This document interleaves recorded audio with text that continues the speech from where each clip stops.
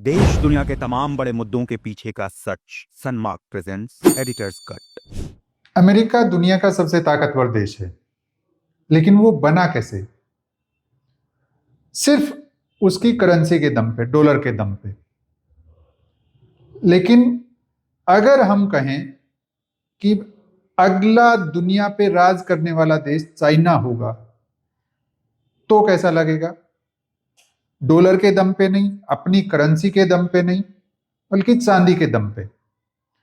चांदी को वो ऐसा हथियार बनाने जा रहा है जैसा अमेरिका ने 1945 में जापान पे बम गिराया था। चांदी को उसी तरह चाइना इस तरह से तैयार कर रहा है कि वो पूरी दुनिया पे बम गिरा सकता है। नमस्कार दोस्तों, आज हम इसी मुद्दे पर बात करने वाले हैं कि किस तरह से चाइना सिल्वर को यानी चांदी को सबसे घातक हथियार के तौर पर उपयोग करने वाला है। उसने इसकी तैयारी शुरू कर दी है, वो इसी रणनीति पे काम कर रहा है। आप हर दिवाली के आसपास, हर धनतेरस पे चांदी का सिक्का जरूर खरीदते होंगे। वैसे भी किसी के घर में, गरीब के घर में भी बच्चा पैदा होता है तो उसके यहाँ चांदी का कुछ ना कुछ पाजेब, कंगन वगैरह कुछ ना कुछ जरूर पहनाया जाता है। मतलब चांदी की खपत हमारे यहाँ घर घर में है। टोटल चांदी की खपत कितनी होगी भारत में? यदि हम सिर्फ आभूषणों की बात करें, सिर्फ जो सिक्के खरीदे जाते हैं यानी इन्वेस्टमेंट के लिए जो खरीदा जाता है उसकी बात करें, या चांदी के जो बर्तन खरीदे जाते हैं कभी भगवान के लिए, कभी अपने किसी को गिफ्ट देने के लिए, सिर्फ उस पे बात करें तो वो भी बहुत बड़ा आंकड़ा है। इतना बड़ा कि पिछले साल 2025 में भारत ने 10 बिलियन डॉलर, 10 अरब डॉलर की चांदी आयात की थी। ये सिर्फ इंपोर्ट का आंकड़ा बता रहे हैं हम। भारत का खुद का उत्पादन अभी 800 टन तक पहुंचा है। हिंदुस्तान जिंक जो है भारत की सबसे बड़ी चांदी उत्पादक कंपनी है, जो लगभग 95% चांदी का उत्पादन अकेले करती है। भारत ने पिछले साल यानी 2025 में लगभग 5500 टन चांदी आयात की है। और यदि हम चाइना से इसकी तुलना करें तो हम कहीं भी नहीं है, उससे बहुत पीछे हैं, बहुत नीचे हैं।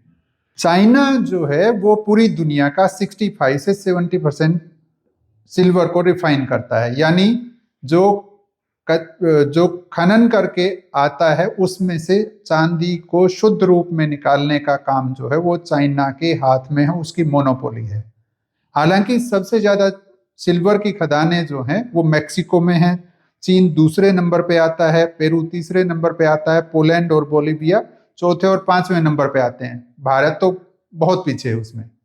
भारत कुल जो पूरी दुनिया में चांदी का उत्पादन होता है उसका 1 से 2% ही उत्पादन अपने यहाँ कर पा रहा है, जबकि चाइना अपने यहाँ लगभग 18 से 20 हजार टन चांदी को रिफाइन करता है हर साल। हमारे यहाँ सिर्फ 800 टन है, हमने अभी बताया था। 800 टन और 18,000 टन में कितना अंतर आप खुद सोच सकते हैं।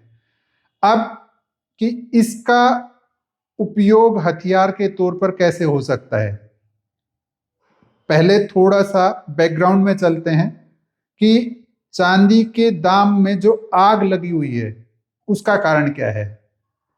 सबको लग रहा है कि हाँ, जो चार्ट हैं उस पर ब्रेकआउट दिया इसलिए ऊपर जा रही है, ईवी में खपत बढ़ गई इसलिए ऊपर जा रही है। असली कहानी कुछ हो रही है।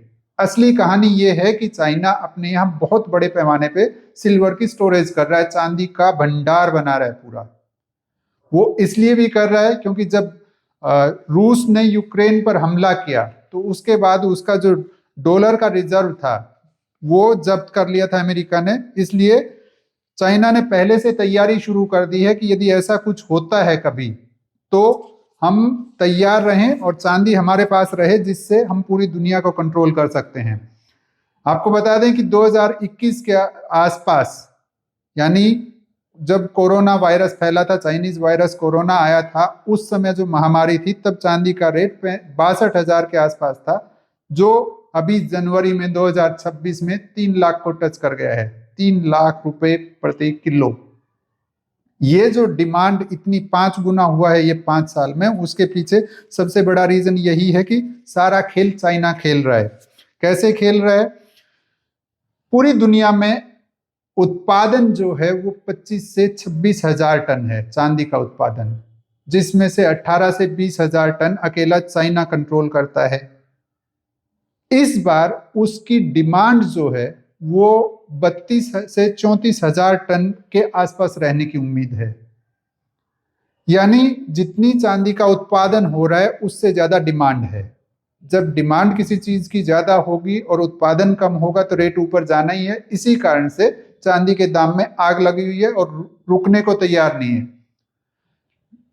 जो विशेषज्ञ हैं वो ये कह रहे हैं कि इस बार 3 लाख छोड़िए 4 लाख, 4.5 लाख भी टच कर सकती है चांदी 2026 में ही। यानी 33% के आसपास उसका दाम और बढ़ सकता है इसी साल। कारण क्या है? आपके हाथ में मोबाइल है, आपके पास इलेक्ट्रिक व्हीकल है, आपके पास लैपटॉप है, आपके पास सोलर पैनल हैं, सब में चांदी का उपयोग हो रहा है। यानी जो पहले एक इंडस्ट्रियल मेटल था वो अब क्रिटिकल स्ट्रेटेजिक मेटल के रूप में बदल गया है। 5G हो, 4G के बाद से चांदी का उत्पादन चांदी का उपयोग खपत बहुत तेजी से टेलीकॉम में भी बढ़ी है। 4G और 5G में जो उपकरण यूज हो रहे हैं उन सभी में चांदी का इस्तेमाल होता है। AI की तो कहानी ही अलग है, उसमें जितनी महंगी जितनी क्रिटिकल चिप बन रही हैं उन सब में चांदी का बहुत महत्वपूर्ण भाग है। यानी आपके हाथ में जो मोबाइल है उससे लेके और जो AI सारी दुनिया में जिस AI का हल्ला है वो सब इनडायरेक्ट रूप में डिपेंड है चांदी पर। और चांदी के लिए पूरी दुनिया मोस्टली डिपेंड है चाइना पर। क्यों? क्योंकि वो सबसे ताकतवर रिफाइनर बन गया। उसके पास 27 से ज्यादा एक्रीडेटेड इंटरनेशनल रिफाइनर्स हैं। यानी ऐसे रिफाइनर जो अपनी मोहर लगा के दुनिया में कहीं भी भेज दें उनकी चांदी वैलिड होगी कि हाँ ये शुद्धता सही है। वो एकमात्र ऐसा देश है जो 99.99% प्योरिटी के साथ सिल्वर की डस्ट बना सकता है, सिल्वर की पेस्ट बना सकता है। बाकी दुनिया के किसी देश के पास ऐसी टेक्नोलॉजी अभी तक नहीं है रिफाइनिंग में, सिल्वर के रिफाइनिंग में। इसीलिए चाइना ने क्या किया है कि अभी सिल्वर का एक्सपोर्ट जो है वो कंट्रोल कर दिया है। ठीक वैसा ही जैसे पहले उसने रेयर अर्थ के साथ किया था। आपको याद होगा अमेरिकी राष्ट्रपति डोनाल्ड ट्रंप ने बड़ी छाती चौड़ी करके चाइना पर बहुत भारी भरकम टैरिफ लगाए थे। चाइना ने बदले में उससे ज्यादा टैरिफ लगाए और रेयर अर्थ का कंट्रोल शुरू कर दिया। रेयर अर्थ माने जो ऐसी धातुएं हैं जिनसे AI की चिप या इलेक्ट्रिक व्हीकल्स की चिप या जो हथियार बनते हैं उनकी चिप सब उन्हीं रेयर अर्थ से बनती है। जैसे ही ये डिसीजन लिया 1 महीने में ट्रंप को घुटनों पे आना पड़ा। वो सारे टैरिफ हटाने पड़े जो चाइना पे लगाए थे और चाइना ने दिखा दिया कि कैसे वो सिर्फ मेटल्स के दम पे बिना एक भी हथियार चलाए दुनिया के किसी भी देश को झुका सकता है। अब वही खेल उसने चांदी के साथ शुरू किया है। आपके फोन में लगभग 1 ग्राम 1.5 ग्राम के आसपास चांदी होती है। कहने को ज्यादा नहीं है, लेकिन जितने फोन बन रहे हैं सिर्फ हमारे देश में उस हिसाब से चांदी की खपत देखिए कितनी ज्यादा हो जाएगी। इलेक्ट्रिक व्हीकल में 50 ग्राम के आसपास तक चांदी रहती है, उसका देख लीजिए। एक सोलर पैनल में लगभग 20 ग्राम चांदी का उपयोग किया जाता है। अब वो जितने सोलर पैनल बन रहे हैं उस हिसाब से चांदी की खपत बढ़नी है, तय है, वो आप देख लीजिए। भारत सोच रहा है, भारत की योजना है कि 2030 तक हम 500 गीगावाट सोलर एनर्जी पैदा करना शुरू कर दें, रिन्यूएबल एनर्जी पैदा करना शुरू कर दें। लेकिन यदि चाइना ने किसी भी तरह चांदी का एक्सपोर्ट और टाइट कर दिया तो क्या होगा? हमारी छतों पे लगने वाले सोलर पैनल पर इनडायरेक्ट तौर पे चाइना का कंट्रोल है। और सिर्फ हमारी बात नहीं, ये पूरी दुनिया के साथ है। टॉम हॉक क्रूज मिसाइल जो है उसमें 15 किलो चांदी लगती है। थोड़ी बहुत चांदी कहीं दाएं बाएं से जुगाड़ किया जा सकता है, लेकिन जब इतनी भारी भरकम, इतनी क्रूज मिसाइलों में भी चांदी की इतनी भारी भरकम डिमांड हो, तब आसान नहीं है कि चाइना के बिना काम चलाया जा सके। इसीलिए चाइना ट्रेडिंग में सिल्वर का यूज करे ना करे, भारी मात्रा में वो रॉ मटेरियल खरीद रहा है लैटिन अमेरिका से लेके, और जितने भी मैक्सिको है, पेरू है, बोलीविया है, सब से वो इतनी बड़ी मात्रा में रॉ मटेरियल खरीद रहा है सिल्वर का कि पूरी दुनिया इसी चीज पे नजर लगाए बैठी है कि यदि उसने कंट्रोल कर लिया तो क्या होगा। भारत में एक ही कंपनी वो उत्पादन जितना कर रही है वो हमारी टोटल डिमांड का कुछ भी हिस्सा नहीं है, छठा हिस्सा भी नहीं है। जैसा हमने बताया उसकी टोटल कैपेसिटी अभी 800 टन के आसपास सालाना है, जबकि हमारी खपत पहले 10 महीने में 5500 टन रही है।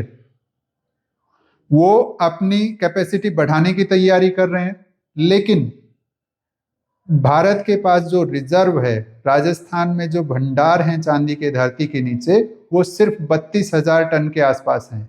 यानी पूरी दुनिया में एक साल में जितनी खपत होती है उसकी पूर्ति भी इंडिया से नहीं हो सकती। यानी हम सीधे तौर पे दूसरे देशों पर निर्भर हैं। पहले हम यूके और चाइना से सबसे ज्यादा इंपोर्ट करते थे, अभी हम यूएई से भी बहुत इंपोर्ट कर रहे हैं, क्योंकि ट्रेड डील उसके साथ हो रखी है तो थोड़ा सा सस्ता पड़ता है। लेकिन सोचिए कि बिना एक भी हथियार चलाए चाइना किस तरह से पूरी दुनिया के इलेक्ट्रिक व्हीकल्स को ठप कर सकता है, पूरी दुनिया के सोलर पैनल पे रोक लगा सकता है, पूर्ण विराम नहीं तो अर्धविराम लगा सकता है, टॉम हॉक क्रूज जैसी मिसाइलों को रोक सकता है, कंट्रोल कर सकता है, वो सिर्फ चांदी के दम पे। तो बेसिकली जो चांदी थोड़े समय पहले तक सिर्फ इन्वेस्टमेंट का जरिया होती थी या इंडस्ट्रियल मेटल मानी जाती थी, वो अब एक हथियार बन चुकी है और चाइना उसका बहुत अच्छे से उपयोग कर रहा है।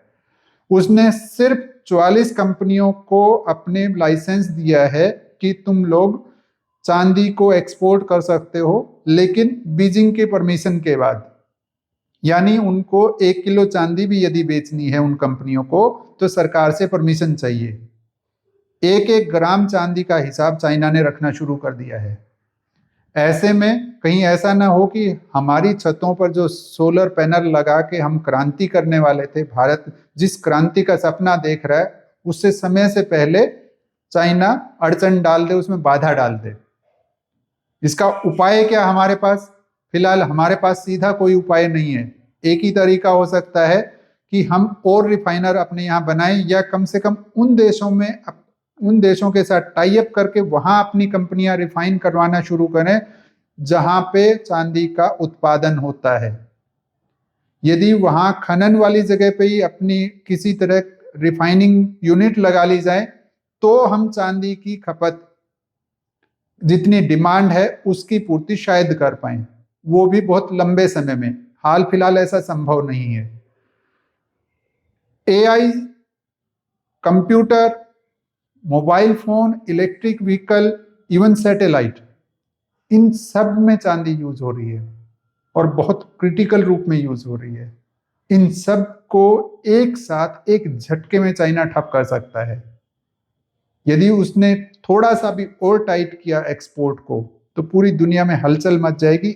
आपके उपकरणों से लेके इलेक्ट्रिक व्हीकल से लेके हथियार तक सब महंगे हो जाएंगे।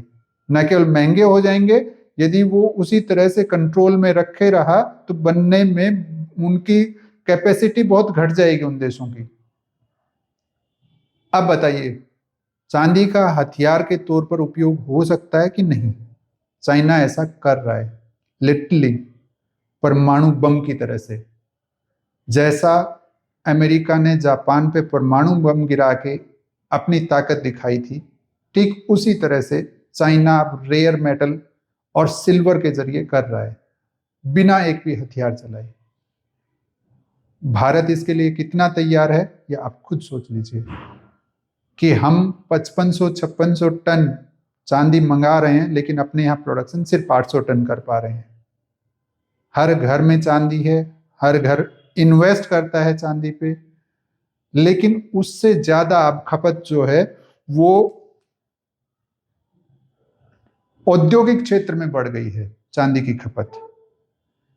लगभग 60% खपत अब औद्योगिक क्षेत्र में है। इसके लिए फिलहाल भारत तैयार नहीं दिखता है। हो सकता है भविष्य में कोई कदम उठाए जाएं, लेकिन सरकार को बहुत गंभीरता से सोचने की जरूरत है। एक चीज शायद बहुत कम लोगों को पता है कि पर्दे के पीछे से चाइना के साथ कुछ लेन देन भारत का चल रहा है। सत्ताधारी पार्टी जो दूसरे विपक्षी दलों पर आरोप लगाती रही है कि वो चाइना के एजेंट हैं, वो अब खुद उसका मातृ संगठन पर्दे के पीछे से कम्युनिस्ट पार्टी ऑफ चाइना यानी सीपीसी के साथ बातचीत कर रहा है। अब उसका इरादा दुश्मन को समझने का है या संबंध मजबूत करने का है, वो समय बताएगा। धन्यवाद।